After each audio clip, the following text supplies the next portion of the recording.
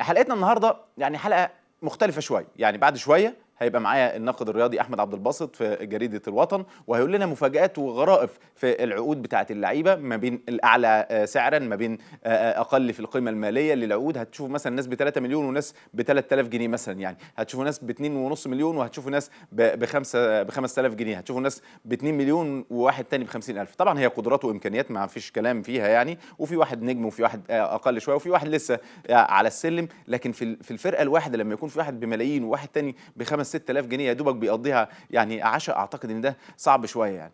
وكمان في سي ار تي هنا احنا بنحاول نلقي الضوء على بعض الحاجات السلبيه اللي ممكن تبقى يعني ايجابيه بعض الوقت لو انت خدت منها يعني النقطه المضيئه او النقطه الايجابيه، ان انت تحول من السلبيه او تحول من السلبيه لايجابيه. عشان كده هنلقي الضوء في الموضوع ده. يعني انا مقتنع تماما ان في ناس بقدرات معينه فتستاهل اللي هي اي رقم يدفع فيها، لكن كمان ما ينفعش يبقى في مكان واحد ناس بتلعب في فرقه واحده بفانيلا واحده ويبقى في التفاوت الرهيب ده. يعني طبعا حد يقول لي ده ما ميسي بياخد كذا، هتلاقي طبعا هو نجم، وكذلك في الفرقه المصريه، لكن ما يبقاش ابدا واحد بياخد 100 جنيه وواحد بياخد نص جنيه، مستحيل يعني. عجيبه قوي يعني. ممكن الضعف بس القيمه الماليه تبقى مقبوله شويه. الناقد الرياضي والزميل احمد عبد الباسط هيقول لنا مفاجآت، يعني هنديكم يعني حاجه بسيطه منها، لكن بعد رمضان هنعرضها بالتفصيل.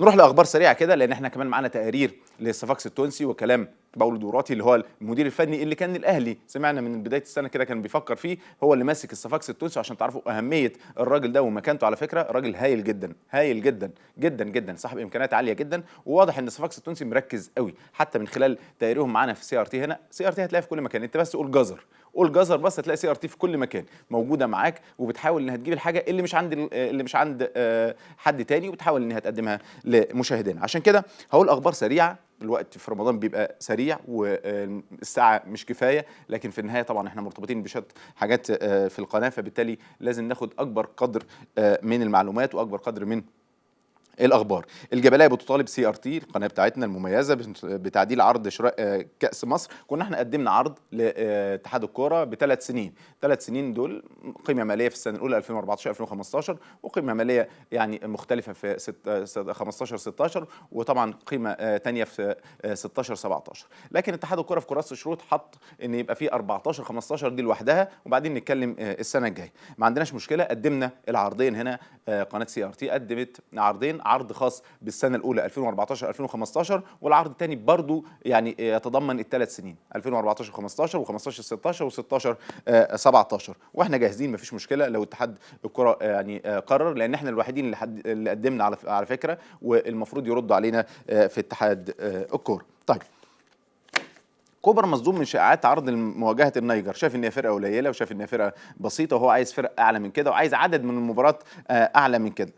طيب، تأخير مباراة الدوري 30 دقيقة، يعني هتبقى كلها الساعة 10 وبدأت بفعل النهارده. الإسماعيلي مع الداخلية بدأ الساعة 10، وطلائع الجيش مع الأسيوطي بدأ الساعة 10. آخر كلام، اتحاد الكرة بيقرر تنظيم دوري لمواليد 96، يعني هتنزل المرة دي. عارفين يعني الجملة الشهيرة بتاع عبد الفتاح القصري يعني في ابن حميدو، يعني مش ممكن هتنزل و95 و96 واللي ما يلعبش دوري هو عنده 20 سنة صعب يلعب في مكان تاني والحاجات دي كلها. ففي الأخير يعني الناس استجابت لضغوط إعلامية، لضغوط يعني مدربين، لرأي أندية، وده ممكن يبقى شيء جيد، لكن في نفس الوقت شيء سلبي. يعني هو جيد وسلبي. سلبي من البداية ان انا مقتنع تماما ما ينفعش تاخد قرارات وبعدين ترجع فيها، لازم تدرسها كويس، لازم تقعد على ترابيزه زي ديت، تقعد ترابيزه كبيره، تجيب واحد بتاع لوائح مظبوط، تجيب واحد بتاع فنيات مظبوط، تقعد تتكلموا مع بعض يا جماعه ايه المدى السيء او ايه المدى السلبي اللي ممكن يعني يبقى في تبعيات القرار اللي هناخده ده.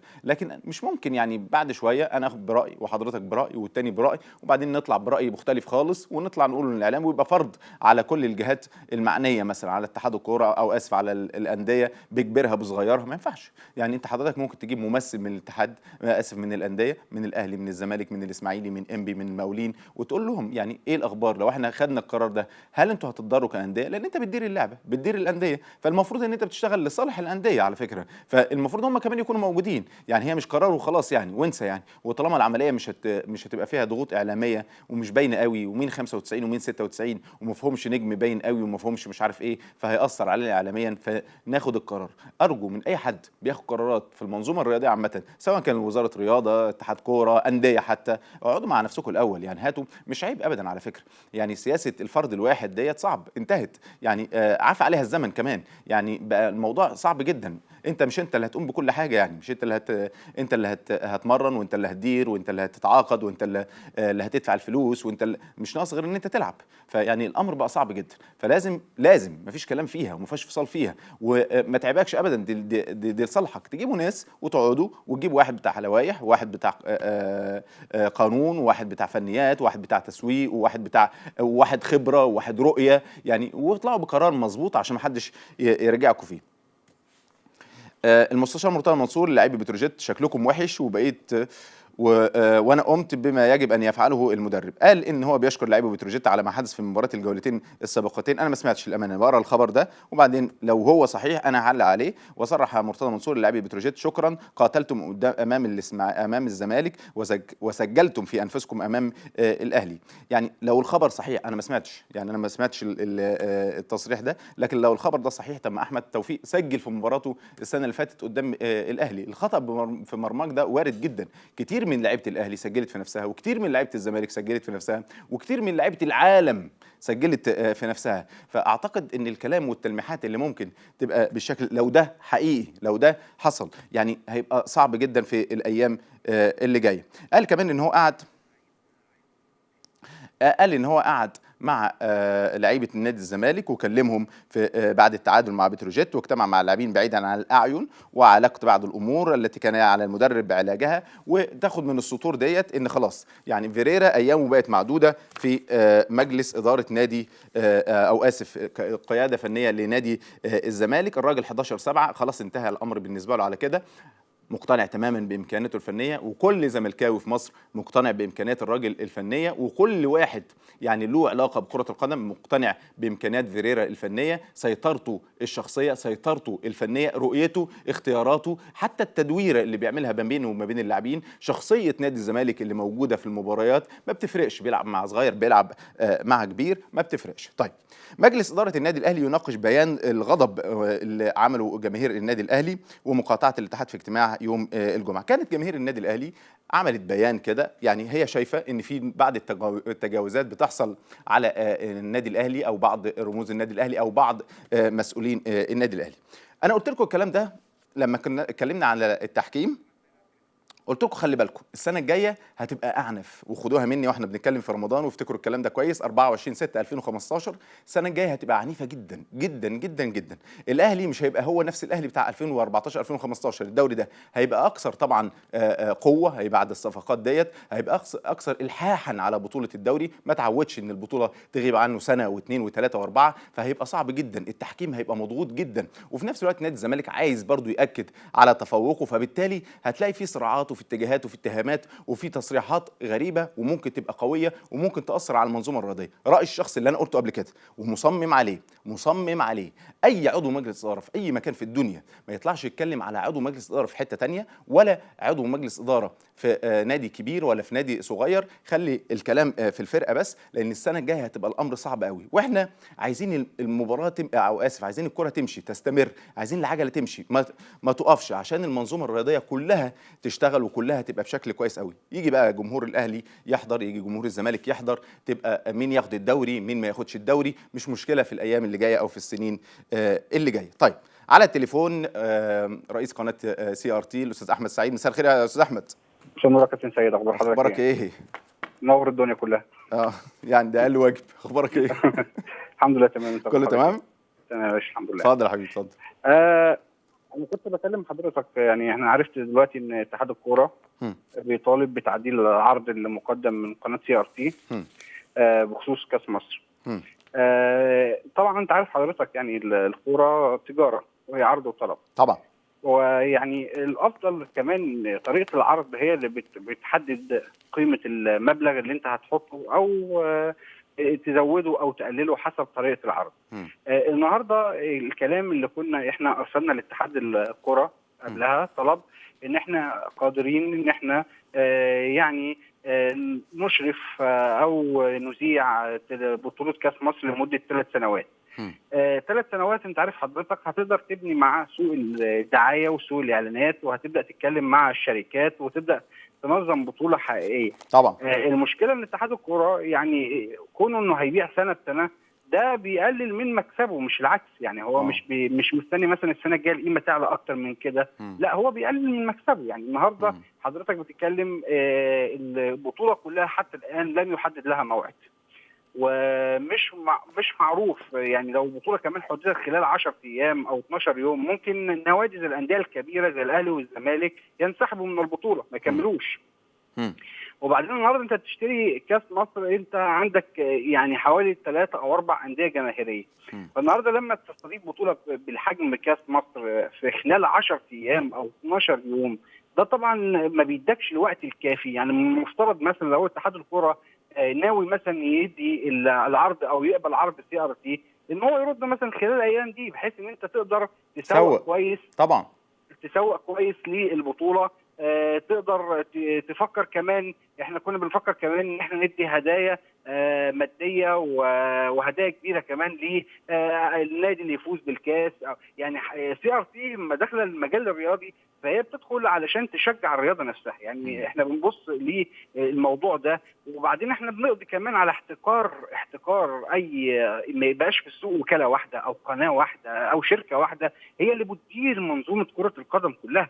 وهو من مصلحه الاتحاد الكره ان يبقى عنده 1 و2 و3 عشان ما يجيش في وقت يجبر على سعر معين او يجبر على عرض معين. زائد ان حضرتك كمان يعني المزايده ما كانش فيها حد اصلا يعني غير CRT. احنا مستعدين نعدل العرض، ما عندناش مشكله في ده، ولكن احنا عايزين نتكلم. وانت حضرتك عارف ان احنا قدمنا العرضين مختلفين تماما. يعني مقدمين عرض بسنه بمبلغ، ولكن عرض ال3 سنين انا شايف ان هو عرض جيد ومرضي، وان كاس مصر ما باعش بالثمن ده قبل كده. تمام.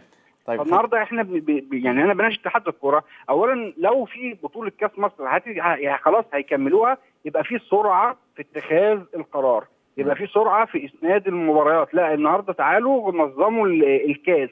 احنا بنتكلم على ان احنا نقدر في خلال 3 سنين ان احنا نرفع كمان من البطوله، نشاركهم كمان في تنظيم المباريات، نشاركهم في اخراج البطوله بشكل جيد، في النهائي، في الاحتفال نقدر نشاركهم. لان احنا اللي يهمنا برضه الرياضه المصريه انها تتقدم ونزودها ما ننقصهاش. فانا بطالب اتحاد الكوره ان هو يعرض منتجه بطريقه جيده. النهارده انت بتتكلم لا اديني مثلا 3 سنين كاس مصر، اديني 3 سنين مباراه السوبر، اقدر اقدم لك الخدمه مميزه. عايز تخش معايا شريك في المباريات بشكل حصري، تعالى ندفع مبلغ ونخش مثلا في الاعلانات وده هيدخلهم مبلغ محترم. عايز نرفع السعر، ولكن ما ينفعش النهارده تيجي تبيع لي بطوله 10 ايام لا ميعاد بدايتها معروف ولا ميعاد نهايتها معروف. حتى الميعاد اللي انت حاطه عندك فيه ماتشين للاهلي والزمالك، العوده هيبقى بره مصر. يعني حتى الميعاد مش منطقي. فالنهارده انت حط ميعاد واكد ان ده الميعاد اللي هتقوم بيه البطوله، وحط جدول. يعني انا مش فاهم احنا هروح اشتري بطوله وانا مش عارف مين هيلاعب مين. لا ده يعني ده خلي بالك بس ده العجيب كمان. حتى الطريق بتاع الاهلي او بتاع الزمالك مثلا او بتاع يعني الاسماعيلي او سموحه ايا كان، يعني اللي في كاس مصر مش معروف. يعني انت خلي بالك انت بتتكلم في نقطه في منتهى الاهميه يا استاذ احمد، بتتكلم في ناحيه تسويقيه. زي ما هو عايز يسوق المنتج بتاعه، انت كمان بتشتري. انت ما بتشتريش حاجه وخلاص، انت بتشتري حاجه بالتاكيد عايز انت كمان تستفاد منها، وضع طبيعي جدا، وضع طبيعي جدا طبعا. يعني الاهداف النبيله موجوده والاهداف الساميه موجوده وكل حاجه، لكن في النهايه هي موضوع بيزنس، موضوع برضو فيها نوع من فيها نوع من يعني فيها نوع من التسويق اللي ممكن يبقى جيد جدا بالنسبه لك. لما تيجي تقول لي يعني كاس مصر متحدد من شهر 1 مثلا لحد شهر 2 او من شهر 7 لشهر 8، فدي فتره زمنيه اقدر اذيع فيها او اعرض فيها يعني كميه مباريات محترمه. لكن لما تقول لي من 10/8 مثلا ل 26/8 او من 10/8 ل 20/8، معنى كده ان ممكن يبقى في 4-5 مباريات في وقت واحد. تمام. فالوقت واحد ده 5 6 مباريات تسويقيا وتلفزيونيا، انت مش هتاخد غير مباراه واحده بس. مش هقدر اذيع مثلا الاسماعيلي لو بيلعب مثلا في دور ال 16 مع فرقه، والاهلي بيلعب مع فرقه في نفس الدور، يعني بدل ما هذيعهم على يومين هتذيعهم على يوم واحد، لان انت عايز تخلص في 10 ايام يعني معايا يا استاذ احمد؟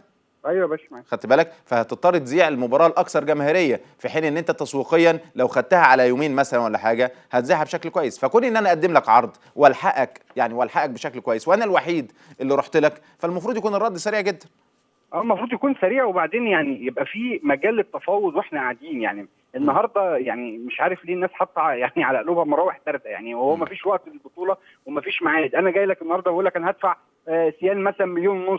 لا والله يا استاذ احمد معلش، احنا عارفين ان حضرتك انت الحزب الوحيد وكل حاجه، بس ما تضغطش علينا، حاول تخليهم كذا عشان الراي العام، عشان خلاص هبدا اتقبل ده منك.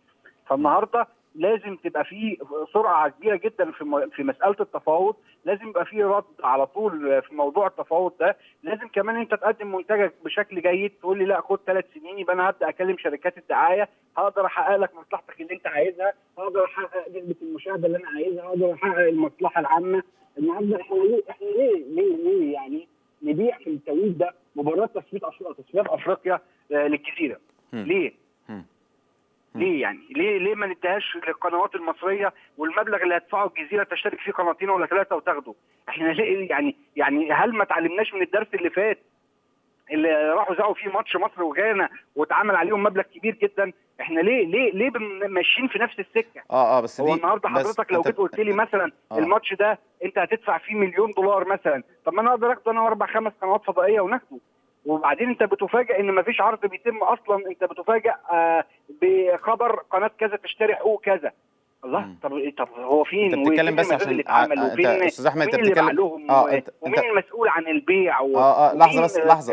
لحظه انت بتتكلم على لازم انت سامعني؟ اتحادات في العالم طبعا. الاستاذ جمال علام هو راجل مجتهد وراجل محترم وراجل ملتزم وبصراحه قايم بدوره على اكمل وجه، ولكن لازم الناحيه التسويقيه دي يبقى كلهم فاهمين في اتحاد الكوره ان الامور ما تمشيش بالطريقه دي.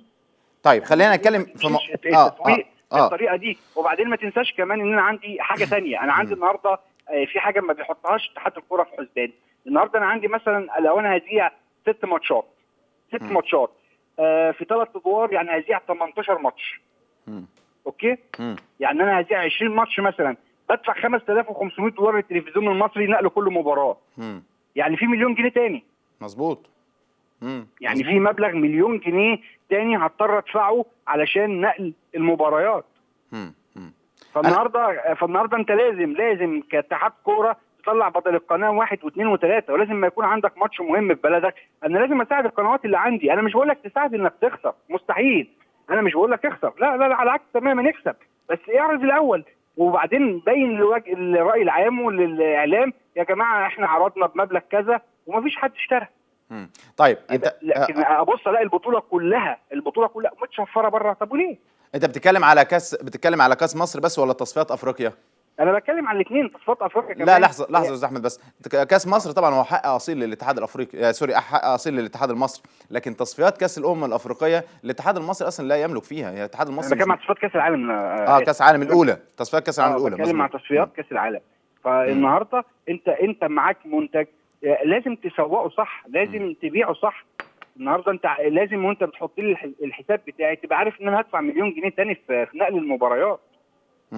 طيب انا اتمنى هتيجي في الاخر لو ما بعتوش ايه اللي هيتم؟ هتضطر تعرضه على التلفزيون المصري، هتضطر تعرضه فضائي على قناه فضائيه، زي اللي حصل بالظبط. خلي بالك بس، يعني زي اللي حصل بالظبط في دوره الترقي. يعني في دوره الترقي نفس الكلام كده. يعني احنا قعدنا في الاول لو تفتكر، قعدنا نتكلم ان احنا مع اختلاف طبعا، يعني دوره الترقي وكاس مصر مع اختلاف، هم في الاخر بشر يعني، وعلى عيننا وراسنا كلهم يعني، لكن اهميه برضو لها اهميه جماهيريه. وقعدنا نتكلم ويا جماعه وخلوكم متعاونين، وبعدين قالوا 2 مليون جنيه وقالوا 3 مليون جنيه، وبعدين قال لك طب $1 مليون، وبعدين اتعرضت على التلفزيون الارضي وببلاش جدا، بلاش خالص، بلاش من غير غير ولا مليم. فانت بتتكلم دلوقتي يعني برضو يا جماعه لو تقدروا تجيبوا لنا الاستاذ جمال علام يبقى كلام كويس قوي. انت بتتكلم من 4-5 ايام احنا قدمنا العرض بالمزايده واحنا الوحيدين اللي كنا موجودين، وقدمنا عرض يعني عرض كويس جدا على 3 سنين عشان انت تستفاد وانا استفاد. انت تعرف المشكله في مصر ايه؟ المشكله في مصر ان انت لما بتخش امور تفاوضيه يعني انا ببقى عايز اقطع رقبتك، وده مش صح. يعني اي امور تفاوضيه لازم انت تكسب وانا اكسب، يعني عشان نستمر مع بعض، عشان نكرر الموضوع ده مع بعض، لكن مش عشان هو في خوف من، يعني هو في خوف من الاعلام. وبعدين عايز اقول لحضرتك على حاجه مهمه جدا. اولا يعني مفيش قنوات هتقدر تخش العرض ده الا مثلا قناه او اتنين، سي ار تي وقناه ثانيه. مفيش. ليه؟ لان معظم بقيه القنوات عليهم فلوس اتحاد الكوره، فنيا مش هيتقبل منهم ولا عرض.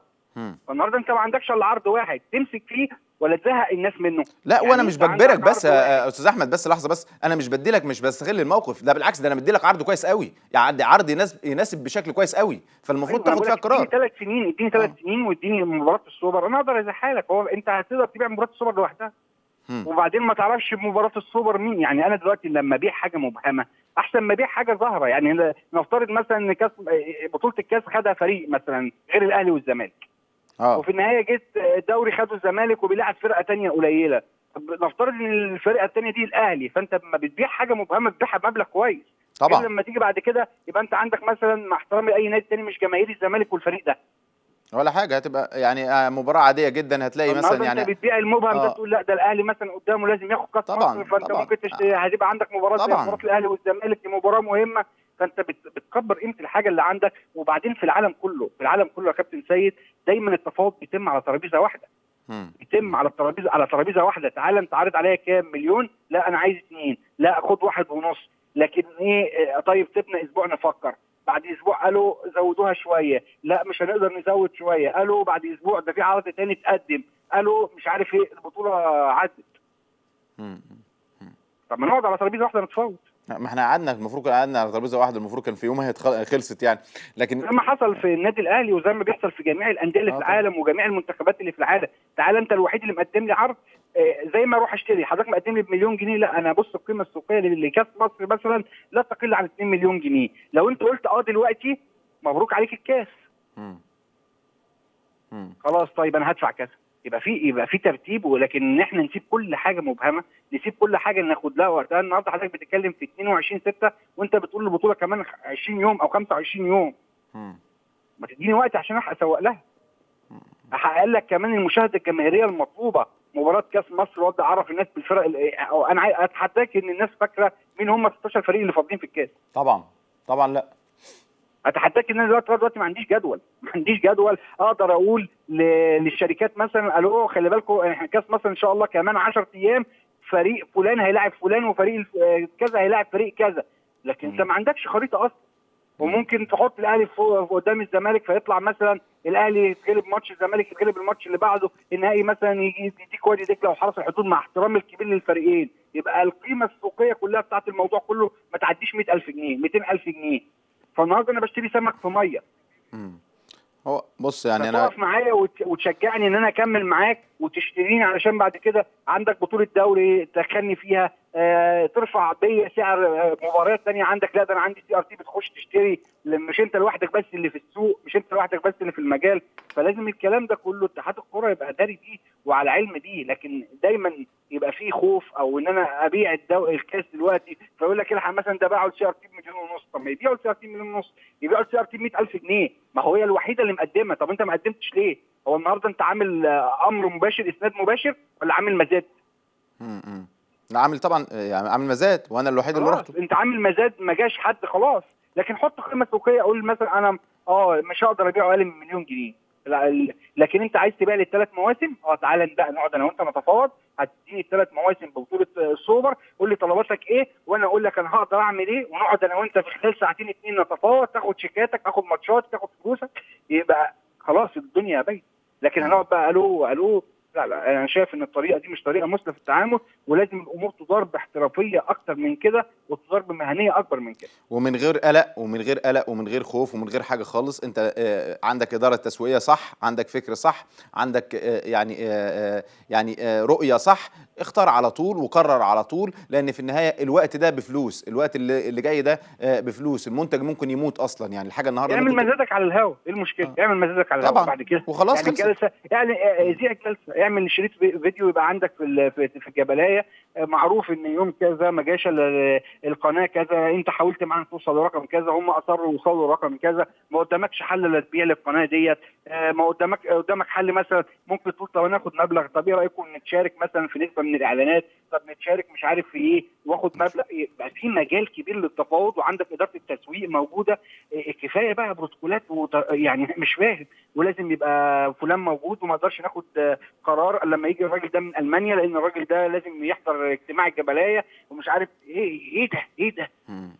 مش طيب مصر مش هتتقدم لا في اي مجال بالطريقه دي، لازم يبقى فيه لجنه على طول، وانا اللجنه دي يعني وانا تاثر بس كل خلي حاجه بالك وتحدد. استاذ احمد بس مش عشان موضوع CRT والكلام، وان احنا دي قناتنا وان احنا بنحاول ان احنا نقدم حاجه يعني، لكن انت احمد ربنا ان في عروض بتجيلك في الزمن اللي احنا فيه ده، في الاوقات اللي احنا فيه ده، احمد ربنا ان في عروض، ان في ناس بتيجي وبتعرض مبلغ كذا، وبيبقى في منافسه من الحته الفلانيه. خلي بالك ده شيء ايجابي جدا، ده المفروض يعني يبقى في تعاون اكتر من كده، يبقى في، احنا ما بنتكلمش في فرض حاجه، يعني انت بتفرض على حاجه ولا بتتكلم عليه بشكل سيء، احنا بنتكلم بالقانون. انت عملت مزايده يوم الاحد اللي فات واحنا رحناها، واحنا الوحيدين اللي مش عايز اقول يعني قدرنا الموقف ورحنا، كان لو احنا ما رحناش مفيش حد خالص كان راح اساسا يعني، فاحنا رحنا وقدمنا عرضنا، وكنا مقدمين ب3 سنين اساسا يعني تمام، وهو قال لك لا كراسه الشروط ب 2014 2015. طب انا عايز يعني انا هحط لك نفس القيمه اللي كنت هحطها في ال3 سنين السنه الاولى؟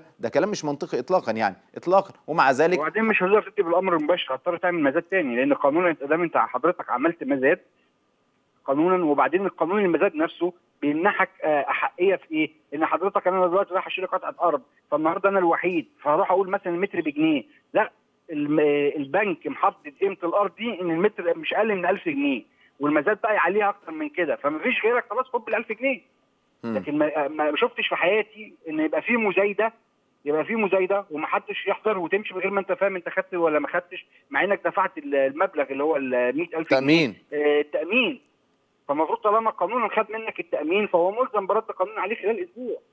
تعالى بقى اقعد معايا قول لي، ما تقوليش ارفع العرض، عايز ايه؟ قول لي انا قدمت لك ان انا لو اديتولي 3 سنوات هديك المبلغ ده، وبعدين خلي حاجه بقى للجمهور المصري تبقى على قنوات مصريه، عشان انا عارف ان يعني احتمال كبير قوي الدوري السنه الجايه هيسافر. اه الدوري السنه الجايه هيسافر يا ريس بص، بنسبه 200%. الدوري يا السنه ريس الجايه هيسافر، بص يا ريس بص، ونيل الرياضه الفضائي حتى مش هيتذاع نيل الرياضه. بص يا استاذ خلينا احمد ساكتين. استاذ احمد من الاخر كده، من الاخر احنا لو بنشتغل صح بقى يعني هسه مش هنحاول نقطع في بعض يعني مش هنحاول ان احنا نقطع في بعض على الصح بقى. الصح طالما قدمت واحترمت الموقف واحترمت الجهه اللي اعلنت المزايده وقدمت عرضي، وانا الوحيد اللي قدمت العرض ده، ما ينفعش ابدا ان انت تلف من ورايا وتروح تقول لي مثلا يعني ايه اصل انا جاي لي عارف نفس المشكله بتاعت مباراه الافريقي على فكره، نفس المشكله يعني انت قدمت العرض وانا وافقت بيه، انت النهارده بقى هتيجي تقول لي مثلا ايه 5 قروش، فاقول لك لا يعني انا هديك 5 قروش، تقول لي لا زود شويه. طب انت عايز ايه؟ يعني انت عايز الرقم ايه؟ انا هفضل ازود لحد امتى؟ يعني هفضل ازود لحد امتى عشان لحد ما يجي لك عرض تاني خليجي او عرض تاني مش عارف عربي او عرض تاني؟ يا سيدي على عيننا وراسنا، يعني لو نحترمهم ونقدرهم، لكن زي ما انت قلت يعني مش ممكن ابدا ابدا كل سنه نقعد احنا كقنوات مصريه او قنوات يعني محليه تقعد تلم الفتات بتاع الناس، صعب جدا يعني كده. وبعدين يا كابتن سيد انا في يعني حاجه مهمه جدا جدا عايزك تاخد بالك، معلش انا طولت عليك. حاجه مهمه جدا لازم الناس كلها تاخد بالها منها. النهارده انت لما بتيجي تقوي القنوات المصريه اللي عندك وتديهم بطولات وتديهم، بتخلي المشاهد نفسه يرتبط بالقناه دي، وبتخلي نفسك انت قادر، عليك سلطه قضائيه واعلاميه وسلطه داخليه انك تسيطر على القناه دي. النهارده حضرتك مثلا بتبيع لقناه ثانيه، القناه دي عماله تكبر وتنتشر وجمهورها بيكبر، وفجاه يروح جاي عارض لقطات او حاجات زي ما بيحصل على قناه الجزيره، حاجات تضايقك انت، وترجع تقول الاعلام بره مؤثر في مصر. ما هو انت اللي بتعمل كده النهارده، ما هو انت اللي بتعمل كده النهارده. انت لما تكبر قناه زي CRT ولا قناه زي العاصمه ولا قناه زي 10 ولا قناه زي المحور ولا قناه زي الدريم، انت بتكبر في بيتك. بتكبر في بيتك وحاطط سيطرتك عليها، لا هيجي في يوم يا سيدي وانا ما قلتش لا، ده انا يا استاذ احمد، ده انا ما قلتش لا، ده انت بتقدم العرض وانا بقول لك هشتريه، وانا بقول لك لا يعني، هو انا بقول لك لا انا مش هشتري، ده انا بقول لك كمان هشتري، يعني انت انا بتقدم. بتكلم في قضيه كمان قوميه يا كابتن سيد. النهارده انت ما تقعدش تبني في قنوات بره وتكبر لها راس مالها وتكبر لها مشاهدينها، وبعد كده تمسكك تغسلك وتشطفك وترجع تزعل. ما هو انت اللي مكبرها. يعني النهارده انت بتبيع تصفيات كاس العالم ليه لقناه الجزيره؟ يعني ليه تربط الناس بيها اكتر؟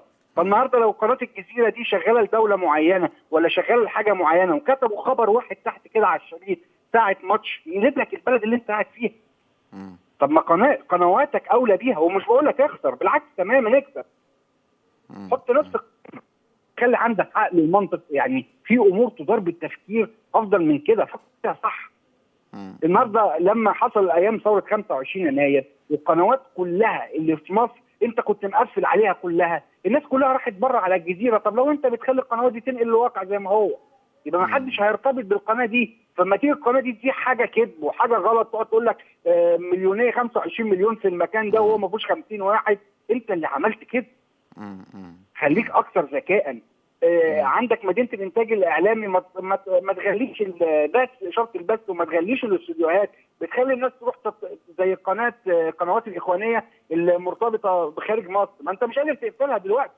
لكن لو انت عندك مدي للناس فرصه للاستثمار، عندك مدي للناس فرصه انها تنجح، مدي للناس فرصه انها تكبر قنواتها، فرصه انها تشتغل. او انت النهارده لما تضايق عليهم الاعلانات او تضايق الخريطه نفسها، القنوات دي هي اللي خسرانه؟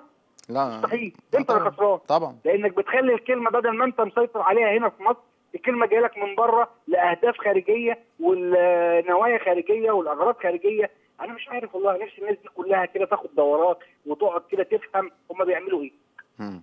على العموم يعني انت اتكلمت في جزئين، الجزء الاول خاص بكاس مصر والوضوح واحترامنا للكلام والمزايده، ورحنا واتكلمنا وقدمنا العرض، وانت بناء على رغبتك كمان قدمت لك عرض بسنه، رغم ان انا اتمنى انها تبقى 3 سنين طبعا، وده اللوجيك وده اللي يقولوا العقل والمنطق. هي بطوله 10 ايام، طبعا بطوله 10 ايام وعايز فيها فلوس، بطوله 10 ايام مجمعه. اعمل لي بقى جدول، اعمل لي جدول وحدد لي مين هيلاعب مين، وحدد لي المباريات، وحدد لا ده انا اتحداك لو طلع اي مسؤول في المنظومه الرياضيه او في اتحاد الكوره يطلع يقول لك، اتحداه لو يطلع يقول لي كاس مصر هيبدا يوم كذا وينتهي يوم كذا، اتحداه. هو الميعاد اللي قايلينه دلوقتي كام يا كابتن سيد؟ من يوم كام ليوم كام اللي هم قايلينه مؤقتا؟ قالوا من 10 ل 26، ولما انا كنا في المزايده يوم الاحد قال لك احنا ما قلناش كده. يعني هو حتى من 10 ل 26 قالوا الزمالك هيلعبوا يوم 21 بره. طبعا، وفي شمال افريقيا الاسماعيلي، لحظه بس، ده الاسماعيلي كمان هيلعب دوره في شمال افريقيا مع الافريقي ومع الرجاء ومع الهلال الليبي من 13 ل 19. طيب الاهلي والزمالك والاسماعيلي لما الاهلي يلعب يوم 21 وهيسافر بره، يعني عايزه 6 ايام او 5 ايام على الاقل قبلها، يبقى من يوم 16 مفيش مطوشه لغايه يوم 25 لما الاهلي يرجع، ولا 23 لما الاهلي يرجع. تضحك عليا يعني تقول طب استنى بس، ومن بعد 25 كوبر هيسيبهم، ما انت عندك يوم ماتش مع تشاد يوم 4/9. وكوبر اصلا رافض ان هو يقوم بطوله كاس مصر وعايز يجمع اللعيبه الفتره. يعني انا بديك هديه، يعني المفروض ان انا بديك هديه. مش عارف، انا بدفع فلوس ومش عارف هتيجي ولا مش هتيجي تاني. استاذ احمد سعيد، يعني رئيس قناه CRT، في اي حاجه تانية؟ لا شكرا كابتن سيد، ربنا يخليك. ربنا يخليك، شكرا جزيلا ليك. طبعا وضوح شديد جدا في الكلام والعرض. في العرض يعني بالتاكيد اتكلمنا فيه كتير جدا، ودي الحقيقه يعني بنقولها زي ما هي كده، من غير تلوين ومن غير اي حاجه مستخبيه يعني. طيب اتمنى لو ينفع تجيبوا لنا الاستاذ جمال علام يوضح لنا الدنيا برضو كده، ليه التاخر في الردود؟ ليه مع ان المزايده كانت يوم الاحد؟ يعني نفترض ان انتوا يعني مشغولين برمضان والصيام، ممكن يا ريت يعني مشغولين برمضان والصيام، ممكن يبقى الرد تاني يوم، ممكن الرد يبقى ثالث يوم، ممكن نقعد مع بعض ونتفق وخلاص. انا الوحيد اللي قدمت عرض كCRT، رد عليا زي ما قال الاستاذ احمد سعيد، يعني حتى لو القيمه الماليه مش عاجباك ولا حاجه ممكن نتفاوض، انت هتقول رقم وانا يعني هقول رقم، وفي الاخر هنوصل، يا اما هتقول رقم مبالغ فيه او انا هقول رقم يعني قليل قوي انت شايفه من وجهه نظرك، وبالتالي هنقول يعني خالتي وخالتك وانتهى الامر على كده يعني. لكن حته ان انا اقعد اسبوع او 10 ايام عشان ارد على عرض اساسا ما جاش غيره، اعتقد ان ده يعني ما اعتقدش ان هو في يعني حكمه في اتخاذ القرار. على العموم اتمنى ان انتوا تجيبوا الاستاذ جمال علام، اتمنى يقول لنا برضو وجهه نظره، ويقول لنا كمان او مش وجهه نظره، يقول لنا القرار ايه عشان نبقى الامور واضحه. طيب نرجع تاني للاخبار الرياضيه. ساعات تفصل على عوده احمد فتحي للنادي الاهلي، ساعات و تفصل احمد فتحي عن النادي الاهلي. طيب الصفاقسي التونسي وصل النهارده مواجهه نادي الزمالك، مباراه في منتهى القوه. نادي الزمالك هيبقى عارف على فكره قبل اللقاء نتيجه اورلاندو مع ليوبار او ليوبار مع اورلاندو، لان المباراه في الكونغو هتبقى حوالي الساعه 4:30 بتوقيت القاهره، مباراه الزمالك هتبقى الساعه 10، وده يعني حاجه برضو ممكن تبقى كويسه لنادي الزمالك ان هو يبقى عارف الفرقتين اللي معاه في المجموعه هيبقى نتيجتهم ايه. الاهلي هيلعب مع الترجي يوم الاحد، لكن خلينا في المباراه الاولى في افريقيا بالنسبه لنادي الزمالك. كل التوفيق يا رب باذن الله لنادي الزمالك باذن الله، هو اول الفرق المصريه اللي هتلعب يوم السبت. الاهلي والسموحه هيلعبوا يوم الاحد. تعالوا نشوف كل صغيره وكبيره للصفاقسي التونسي النهارده من اول ما وصلوا المطار واتجاههم للفندق، وباولو دوراتي المدير الفني بيقول ايه، وانيس بوجلبان المدير الرياضي بيقول ايه لفرقه الصفاقسي، وبعدين نستقبل ضيفنا بقى الاستاذ احمد عبد الباسط، ومفاجات حول العقود، مين اعلى عقد ومين اقل عقد، ومين الفرق ما كان بيلعب في الاهلي وبعدين انتقل لنادي تاني، وكان بيلعب في الزمالك وبعدين انتقل لنادي تاني. هتلاقوا فروق غريبه جدا في عالم كره القدم مش هتلاقوها غير في مصر بس.